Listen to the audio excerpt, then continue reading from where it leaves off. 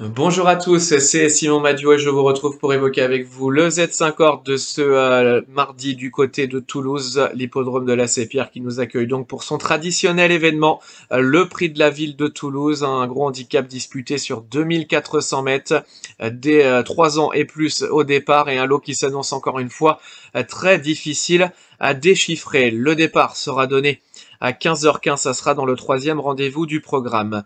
On aborde cette course très ouverte avec celui qui sera notre coup de poker gagnant, le numéro 11 à Beauregard, qui est vraiment en plein épanouissement actuellement. Il avait été bon dans l'une des courses références du côté de Saint-Cloud, en étant d'ailleurs pas tout à fait heureux en fin de course. Il a depuis gagné très très facilement du côté de Lyon-Paris-Ly en toute quiétude ce jour-là. Alors il a été pénalisé, il monte de catégorie, mais c'est un poulain dont les limites actuelles sont assez difficiles à cerner. Il va adorer les conditions de terrain du jour. Il est pratique à monter. Avec un bon déroulement de course, il semble capable de doubler la mise. En deuxième position, on retrouvera la seule 3 ans de l'épreuve, le numéro 15, Britannia, qui a vraiment fait de bonnes choses cette saison. La pouliche de François Rowe a montré qu'elle pouvait être compétitive dans ce genre de tournoi.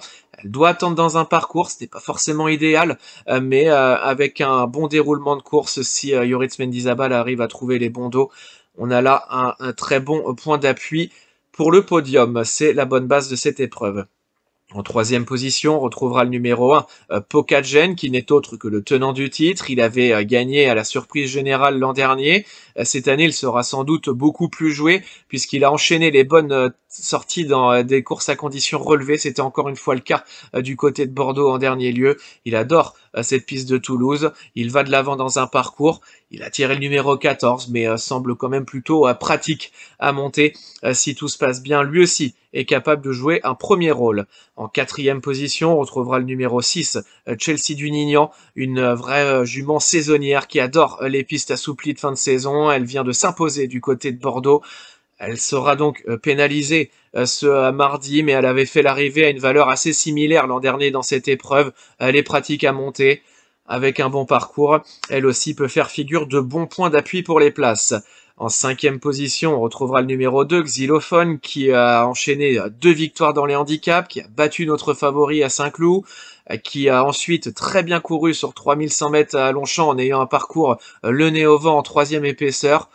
Il a malgré tout très bien tenu sa partie. Ici, la distance plus courte peut être un point d'interrogation. Ça inquiète un peu son entraîneur, ça nous inquiète un petit peu aussi.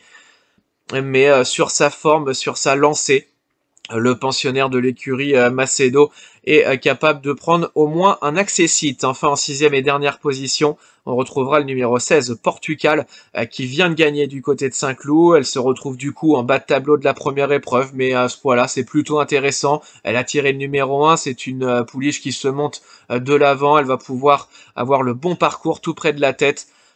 Si tout se passe bien, elle peut venir jouer les troubles fêtes. Enfin, en cas de non partant, attention numéro 14, Hatim. On n'a pas eu la place de le prendre et pourtant le pensionnaire de François Rowe a une vraie chance à jouer ici, d'autant qu'il portera les œillères australiennes pour la première fois, histoire de le mettre un peu plus à son travail en début de parcours. Ça sera important, hein, car sur 2400 mètres, il pourrait être un peu pris de vitesse, c'est ce qui nous inquiète un petit peu. Mais lui aussi, si le parcours est favorable, il a le droit de terminer dans la bonne combinaison. On récapitule donc avec en tête et en coup de poker le numéro 11 à Beauregard, la bonne base qui sera le numéro 15 Britannia, puis le 1 Pokagen, le 6 Chelsea du Nignan, le 2 Xylophone et le numéro 16 Portugal, en chiffres 11, 15, As, 6, 2 et 16, plus le numéro 14 en cas de non partant. Pour les repérer, on reste dans un premier temps du côté de la Réunion 1 à Toulouse avec le 508 Madwip, départ à 16h25 pour ce handicap. Le pensionnaire de Caroline Bonin vient de faire une bonne semi-rentrée sur ce parcours. Il a longtemps attendu, il est venu terminer dans un style intéressant, il sera monté en puissance. C'est probable que ça soit un engagement qui a été visé de longue date. Il arrive donc avec de la fraîcheur sur cette épreuve. Sa marge, elle n'est pas évidente, mais avec un bon parcours, il a son mot à dire pour le podium et même pour la victoire. On ira ensuite du côté de la Réunion 2 à Strasbourg, avec tout d'abord le 102 Marilyn Dussert, départ à 10h45 pour ce premier rendez-vous.